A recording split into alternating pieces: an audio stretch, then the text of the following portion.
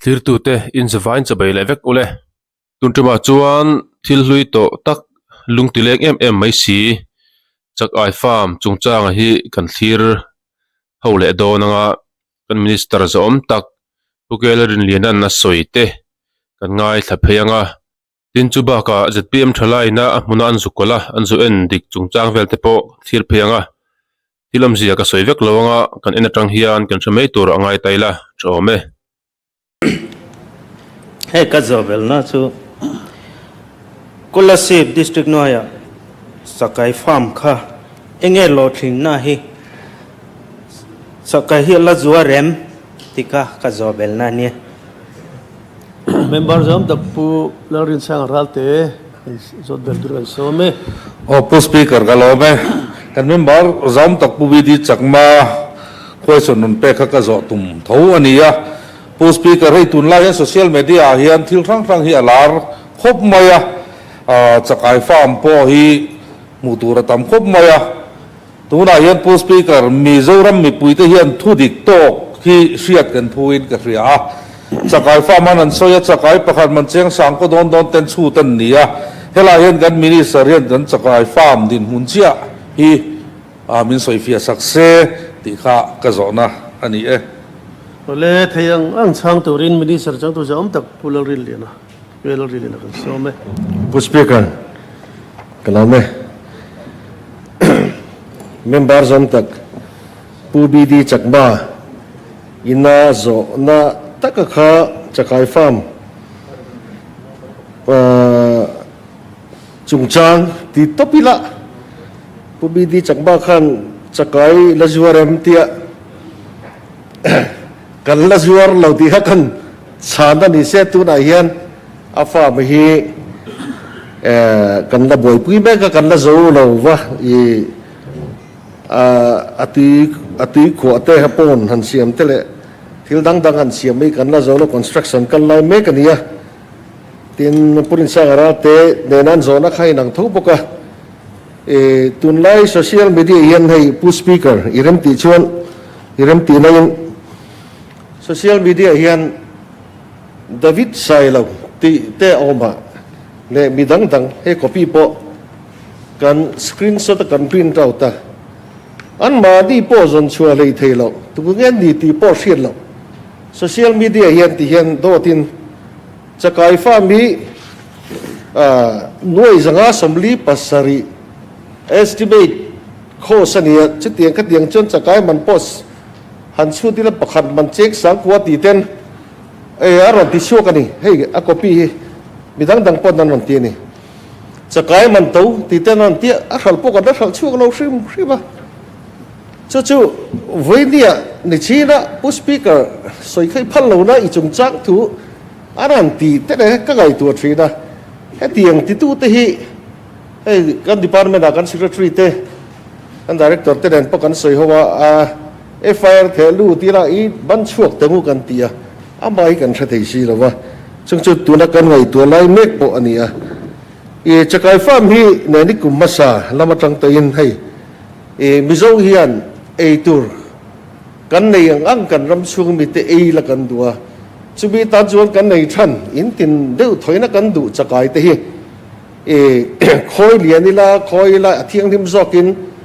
lui dung san du duang trong nok ei lawa thiang dim zok po khoi chua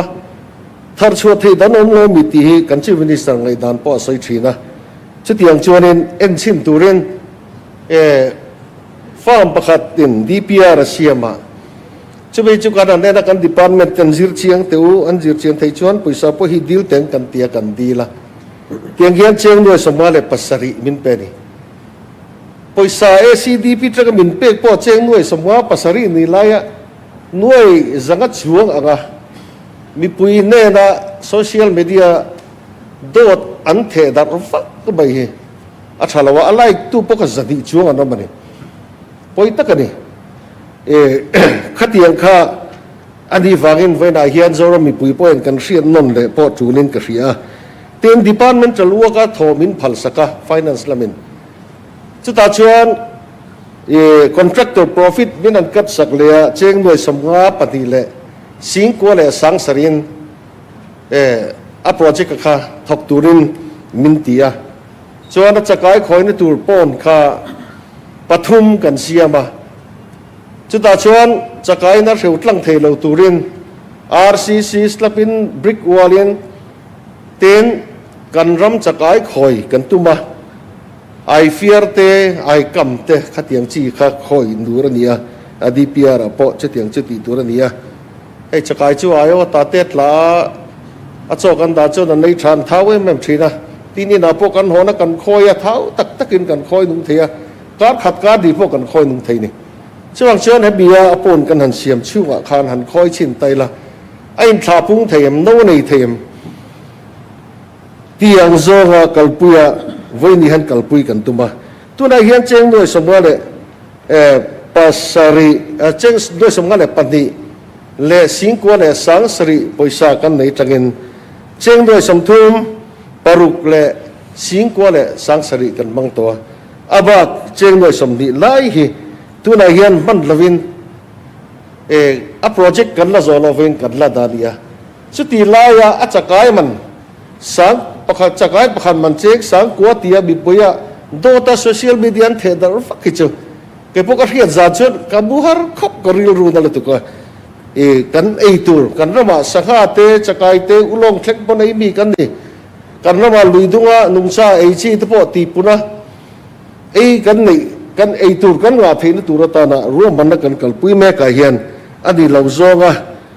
mi te khatiang nga athok tu te po ti boi de zonga mo kai tu na bang tu te ti bei dong zonga thil kal thini poi ka tia khatiang nga kan member zon tak tak te din zo thak mai hi alo mom ka tia chakai fa mi ni chira ka soyang khan India ma point tu na kan khoi ang chi a khoi hi an lom ngai lova chu wang chuanin heng hi kan uluka en chin na aniangin ICR lama mi thiam te po khulaya ko na si bunlaya kanan ti na sana po ku ICR te an lo oma mi thiam te nen tang homin anin tlapun thei dan tur te chakai ta na environment tur te le tul dang te zir chianga boi pui ania tin ko na si ICR scientist te point ampuna voi thum lai kan department na kan mi thiam te nen an en ho to ni chu tiang chot kan kalpui ke po voi thum ampuna khon ka kal to ni tin he chakai farm en chin na hi a rotling ngai theina turin thei top kan chua tin apon kan pathum kan siama pakhata phei chuan kan da china adai lim zar ngai nia pu speaker ka soi ri deu lek ka helama abain kan zar ban lo da china chu athi kan nei nuala ma se tu na chuan adai lim te kan zar sakta chumi kan zar saka kan da nei ho te hi chu adam thaviu to ni no te po nei thei tu ra kan ngai tu na hian ano pai ang chi te po ega mozat kan nei ni in kan ria se wang chuan hei hi kan khoi pung theiang ti po hi kan in ringa lotlin na kan nei thei chuan he ai man tlom zok pon unit a chung ku khat chom thei tur ang chi anga khatianga ro man de po na siam thei po ani in kan ringa che tiang chuanin ti da hen chakai du lo kanom lo ni ani da taka chuan a to thua hian saka ain a to fe ni chakai hi market a hian ai zo la khian sial suk hong chakai atam bera hi sial suk chakai po hi kan han en pui ve thana chi thang thang han khoi kan chak khoi pun hi kan duwa chubia chuanin sial suk chakai khi tlang pui tuin chakai pasari hi cheng sathum manen tare chakai pasari vel ki an da tlang puta abo pui kin tilanga i tom de kian ti han pasari ke pon kalai ve je chakai du ni kan ni ati lang han da khom chuan chakai pasari chu cái tiền ra rất là đặc kia nha ati lang hi bo sapa te chu ati lang hi aru pai la cái tiền ra te chu cheng som ni som thum man ba kan la asanga ka bo kezia zati somnga pon lo ni se ati lang de vek angani maya apun hible aru ver han paila chu khoge to zok kan ti na kan sei na ni chu sakai ti lang khada khom tai la in to le ni du ngani a market hi a che box si lo in tinin Mizoram a phaichon kan duwa tin nam dang sakai hin lo tam ve thawa office la ba hian scientist scholarship tlangwal kan nei kurin sanga marveng tlangwal hi helaya ICR an nom da bokana ani hi minden pui kol pui turin kan han som ta ye chakai kan han da so thanin ani te pon han zirve zela tun poi kal tura kan ti de ma se central lam takin ole hei voin February ni som pathum sang ni som ni pathum hian ZPM Chalai headquarters SY2 te alai scholarship district a dum lui fisheries department noya SCDP pilot project chakai vulna pilot project an kalpuina hun kan zuklo a hei he project hi sang ni som ni atanga chan ania tichuan sang ni som ni pathuma MNF ministry an cham kum top na ber a kan zuklo a helai mun hi chakai sini sangriat vel vul theina tura soi ania tin sumpo nuai somnga pasari hetatan hian da ani thu te man ani thu te kan ngai tha a kan lo seto a tichuan minister te pon helai mun hin lo to ti te kan hua YouTube lo ma te po kan lo mu thai ani tichuan an cham top kuma hian an project kalpui da en tin nge ti te ini thalai ZPM thalai te na muna kan en fia hei kan bei sei lo tak mai in chakai singli sangrian velom theina tura ngaya khan chakai han mu mai tur kan mu zo lova tin helai he tiang plot hi helai muna hin pathum siam ania chumi zinga pani chu tui hom lova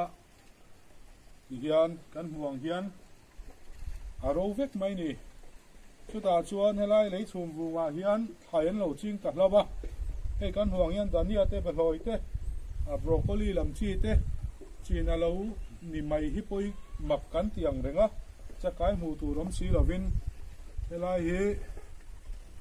agriculture te horti lam ten an take over an mang ta nge moditi mai turan nia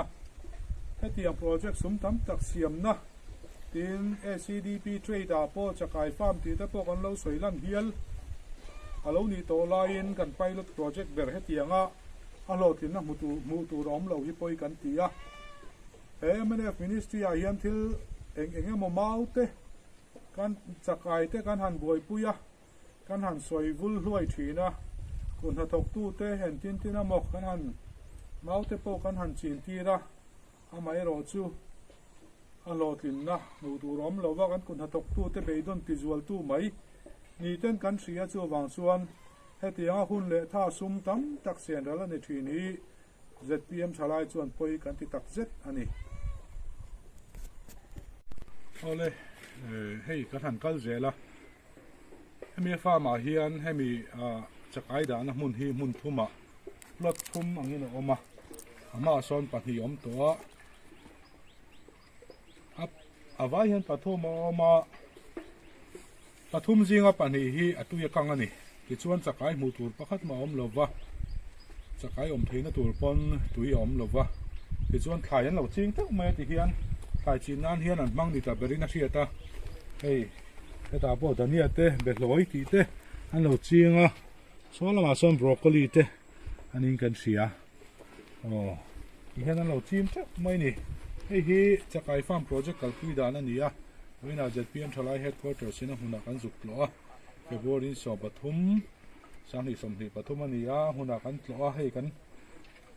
bei sei lo tak main hetiang kan mui poi kan ti a helai setup nan hian amun bo chai nan hian nuai somnga chuang central ania tichuan YouTube pa te po munam tak takin kan han huwa ma se hei MNF ministry tram kum top na kum nga na chon ti hian a chuak ta ni SCDP trade te po chakai vul te kan lo soitel to a chu ti ani laia helai a demonstration farm kan ti mai aniang chu helai a zir chin na ange ni an ti na hetiang mai hi lo ni le si chuan kan kut na tok tu ten he na hian ange kan hlui don eng project hinge kan hlui don ange rin tlak tu niang ti hi riat tiam mahara kan kut na tok tu te kan ti bei dong le mai don em mi ti hi ngai tu tham takani ke ni chuan chakai farm lo tin nei kan hmulawa hil rim kut na tok tu te mi puya kan chop chua don hian zir lok na om tha tur ani a chumi mang chuan a lo thing tu te kan chau kan chop chok tur ani lain ti hian a phobu ka thil kan ti mai ni in kan ria ZPM thalai chuan hetiang project kalpuya ni thini poi kan ti he ani